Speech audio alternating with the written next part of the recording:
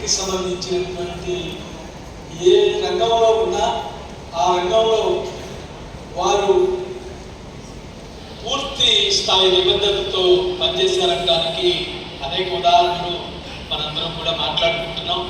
వారి పెద్దలు కూడా చాలా విషయాలు ప్రస్తావించారు. వారి జీవితం నుంచి మనం నేర్చుకోవాల్సింది, ఈ వ్యవస్థలో మనం ఎవరు ఎక్కడున్నా మనం చేసేటువంటి పని పట్ల నిబద్ధత, నిజాయితీ, ఈ సంస్థ నాది అనేటువంటి ఒక భావన, వీటిని వారి నుంచి మనం నేర్చుకోవాల్సినటువంటి అవసరం ఉంది. 110 సంవత్సరాలుగా విశాఖపట్నం కోఆపరేటివ్ బ్యాంకు ఈ సమాజంలో పనిచేస్తాం. ఇది ఇక్కడ కూర్చున్నటువంటి వారు ఎవరూ మనం పుట్టకముందే ఈ సంస్థ పుట్టింది. మన తర్వాత కూడా ఈ సంస్థ ఉండాలి. మన వరకు మనం ఏదో చేద్దామనేటువంటిది కాకుండా మన తర్వాత కూడా ఈ సంస్థ ముందుండాలని, ఇది సమాజానికి ఉపయోగపడాలని, ఇది ప్రజలకు ఉపయోగపడాలని, దీని లక్ష్యాలకి అనుగుణంగా ఇది పనిచేయాలనేటువంటిది ఎప్పుడు ఆంజనేయులు గారు చెప్తా ఉంటారు. మొన్ననే 3 రోజుల పాటు ఈరోజు కూడా కొంత కార్యక్రమం జరుగుతూ ఉంది. మన ఢిల్లీలో ప్రపంచ సహకార కాన్ఫరెన్సు, ఇంటర్నేషనల్ కోఆపరేటివ్ కాన్ఫరెన్సు జరుగుతూ ఉంది. 3 రోజులు నేను కూడా పార్టిసిపేట్ చేసి ఇక్కడికి తిరిగి వచ్చాను. అనేక దేశాల నుంచి ప్రతినిధులు వచ్చారు. ప్రధానమంత్రి గారు వచ్చారు, ప్రారంభోత్సవం చేశారు. హోంమంత్రి గారు, సహకార మంత్రిగా ఉన్నటువంటి అమిత్ షా గారు కూడా వచ్చారు. అనేక మంది ప్రముఖులు వచ్చారు. ఇంటర్నేషనల్ కోఆపరేటివ్ ఏలియన్స్ 130 సంవత్సరాల క్రితం పుడితే తొలిసారిగా మన ఇండియాలో ఆ సంస్థ యొక్క మహాసభలు జరిపారు.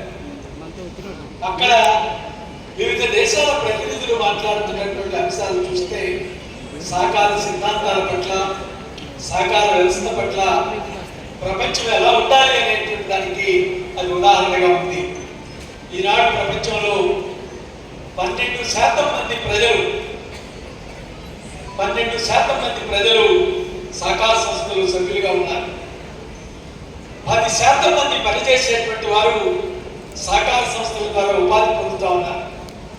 కొన్ని దేశాలు, ప్రతి దేశంలోనూ కూడా 10% నుంచి 30% పైగా జీడీపీలో సహకార సంస్థల ద్వారా ఆ దేశాల అభివృద్ధిలో సహకార సంస్థలు అంత ముఖ్యమైనటువంటి పాత్రని, భూమికని పోషిస్తున్నాయి.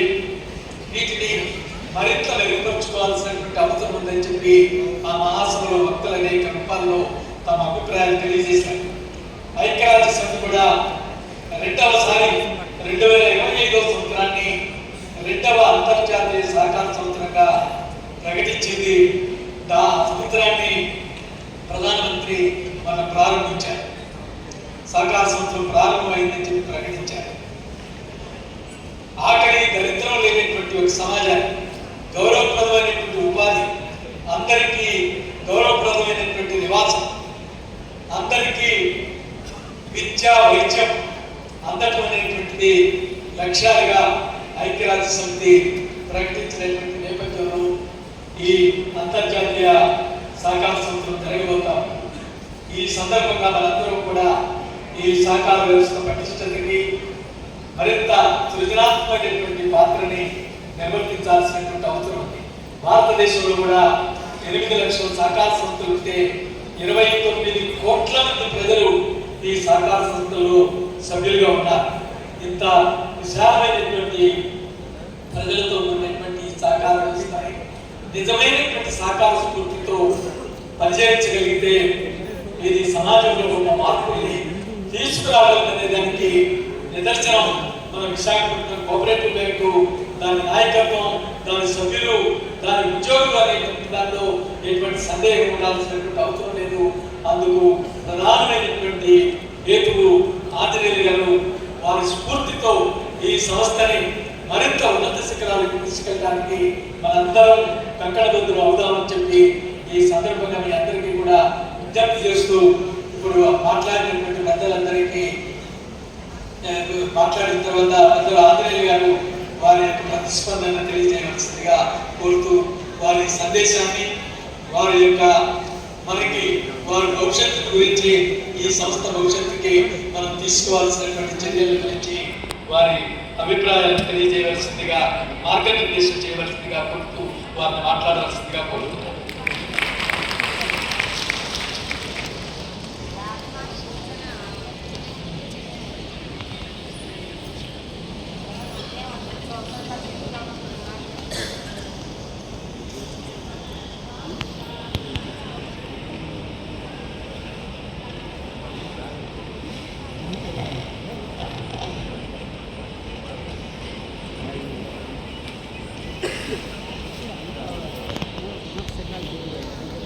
అందరికీ నమస్కారం.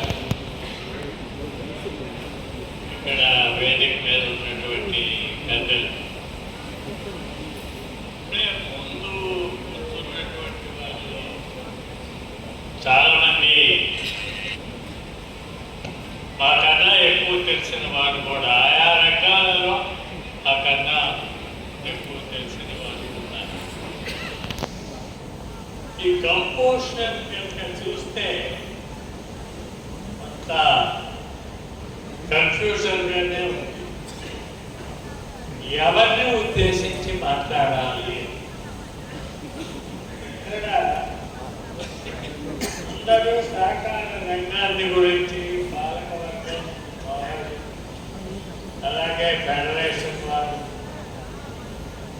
మాట్లాడారు, అభిప్రాయాలు చెప్పారు. ఉద్యోగులు కూడా దాదాపు అంటే మొన్న విజయవాడలో జరిగినప్పుడు కొంతమంది ఉద్యోగులు ఈ విశాఖపట్నం కోఆపరేటివ్ బ్యాంకుకి సంబంధించి మరి కొన్ని బ్రాంచీలు తూర్పుగోదావరి జిల్లా వరకు, శ్రీకాకుళం నుంచి దాకా ఉన్నటువంటి ఒక 4-5 జోన్స్ సంబంధించిన ఉద్యోగులు ఏర్పడతారు. శ్రేయోభిలాషులు, సభ్యులు, పెద్దవాళ్ళు, అనేక రంగాలలో నిష్ణాతులు ఉన్నారు. వీరందరికీ సంబంధించి ఎట్లా మాట్లాడాలనేది పెద్ద సమస్య ఉంది. ఎవరిని దృష్టిలో పెట్టుకుని మాట్లాడాలి? 1వ తరగతి వాళ్ళనా, 5వ తరగతి వాళ్ళనా, లేకపోతే పోస్ట్ గ్రాడ్యుయేట్స్ అన్నట్టుంది. ఇది చాలా కష్టమైన కసరత్తే. కానీ ఈ కసరత్తు చేసే సందర్భంగా నేను ఈ బ్యాంకుల గురించే కొంత చెప్పాలని అనుకుంటున్నాను. ఈ కంపోజిషన్ చూస్తే సరే, సాయంత్రం ఏదో ఉంది, ఎంప్లాయీస్ తోటి మాట్లాడవచ్చు. ప్రతినిధులు కొంతమంది ఉన్నారు. వివిధ దాదాపు 24 బ్రాంచీల నుంచి ఎన్నికైనటువంటి సభ్యులు వచ్చేటట్టుగా కనపడతాం.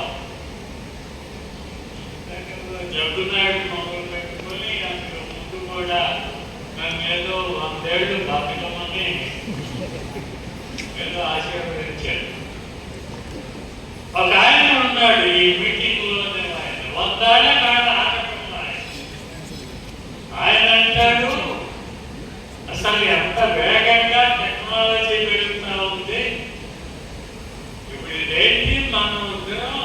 ఆయన కూడా కలుపుకుంటాడు. ఆయన కూడా 77 ఏళ్ళు అయింది వయసులో ఉంటాడు. ఆయన ఏమంటాడంటే, ఇంకొక సంవత్సరాల్లో 2 సంవత్సరాల్లో ఇంకా టెక్నాలజీ డిజిటలైజేషన్ వచ్చి, ఆర్టిఫిషియల్ ఇంటెలిజెన్స్ ఇవన్నీ వచ్చిన తర్వాత 200 ఏళ్ళు బతకడానికి అవకాశాలు ఉంటాయి. మనం ఇప్పుడు అలా పోవద్దు. 100 ఏళ్ళకి ఎవరైనా 100 ఏళ్ళ కాదు రావద్దు. మనందరం కూడా 200 ఏళ్ళు బతికాలి అని నువ్వు అనవసరంగా తొందరపడకుండా ఆయన చెబుతా ఉంటాడు. ఎప్పుడు పోతాం ఏమో తర్వాత. కానీ ఇలాంటి వాళ్ళంతా మిత్రులు కూడా ఉన్నారు, ఇక్కడ దీంట్లోనే ఉన్నారు.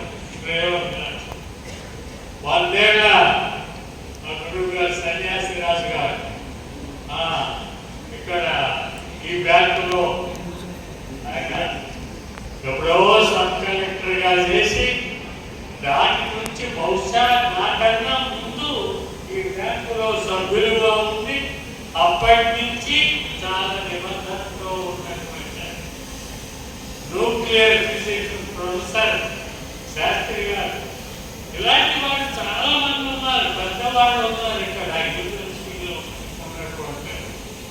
వీళ్ళందరినీ గురించి ఏం మాట్లాడాలి, వీళ్ళందరినీ దృష్టిలో పెట్టుకొని వారికి నేను చెప్పగలిగిన అర్హత ఏమన్నా నాకేమన్నా ఉందా? కానీ కింద కూర్చున్న వాళ్ళు, పైన కూర్చున్న వాళ్ళు నాకన్నా ఆయన యొక్క మాట్లాడతారు. కానీ ఆయన పార్లమెంట్ సభ్యుడు, శాస్త్ర సభ్యుడిగా చేశాడు. చిత్తూరు రవీంద్ర గారు ఆయన ఎగ్జిట్ అవుతారట.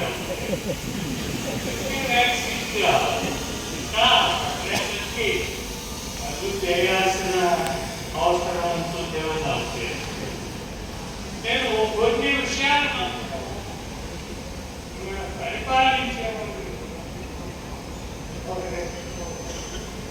ఈ జనసేన ప్రతినిధి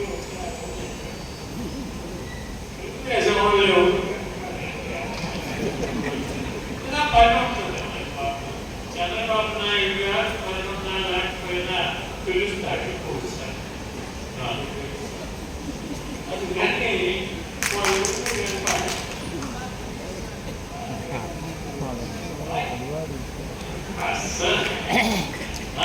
చంద్రబాబు నాయుడు గారి కన్నా తెలుగుదేశాన్ని గురించి అభిమానించగలిగినటువంటి ఆ జలాన్ని అంతవరకు నాకు తెలుసు. ఒకసారి ఆయన ఎప్పుడో ఏదో చంద్రబాబు నాయుడు గారికి ఏంటి విభేదం వచ్చింది. ఆయన పెట్టిన క్యాండిడేట్ ఈయన ప్రాంతంలో ఈయనకి నచ్చాల, నేను ఇంకొక ఇండిపెండెంట్ క్యాండిడేట్కి వీళ్ళంతా కలిసి పెట్టారు. వీళ్ళ మీద యాక్షన్ తీసుకున్నాడు చంద్రబాబు నాయుడు గారు. వీళ్ళ రెండు పార్టీలో కలిసి చేయండి. నేను ఎవరో అడిగాను, నాలాంటి వాళ్ళు నేనే అడిగానే ఉంటాను.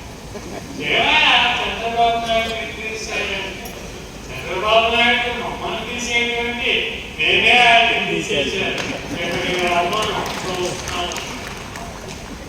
అన్నాడు. క్యాండిడేట్ గెలిచేశాడు ఆ సార్.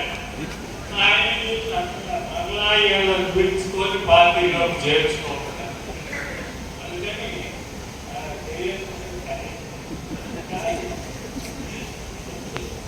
చైర్మన్ ఫెడరేషన్ చైర్మన్ మాత్రం నాకు తెలిసినంత నేను కొంచెం 85 ఏళ్ళ కదా, నేను కొంచెం లైసెన్స్ తీసుకుంటా ఉంటాను. ఆయన కాంగ్రెస్ లో ఉండగా పార్లమెంటు సభ్యులయ్యారు, శాసనసభ్యులయ్యారు. ఆ తర్వాత ఏదో తెలుగుదేశం పార్టీలో ఏడాడు. బహుశా చంద్రబాబు నాయుడు గారు ఆయన్ని నమ్మడం, ఈయన ఆయన్ని నమ్మడు. అర్థం అందుకని ఆయన ఏ పార్టీ తెలియదు.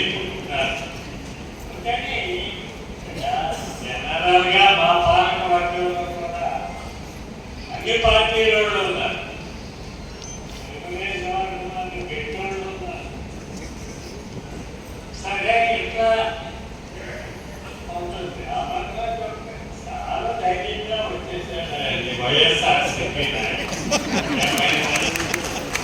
చాలా నాకు ఆ కుటుంబంతో కూడా అసలు ఇంకా తెలియదు. కానీ నేను పోటీ చేసినప్పుడు వాళ్ళ నాన్నగారు చెప్పారా, యాక్చువల్గా అయితే నేను వాళ్ళ ఇంటికి వెళ్ళాను.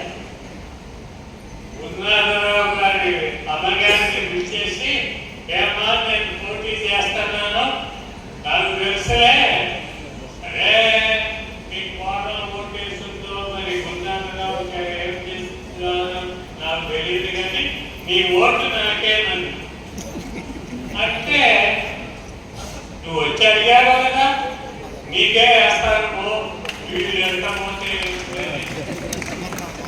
కానీ వాళ్ళ కుటుంబంతో అది కూడా నిజానికి వీళ్ళ తాతగారు కూడా కమ్యూనిస్ట్. మొదట్లో ఆ గ్రామానికి సర్పంచ్గా చేశారు. ఆయన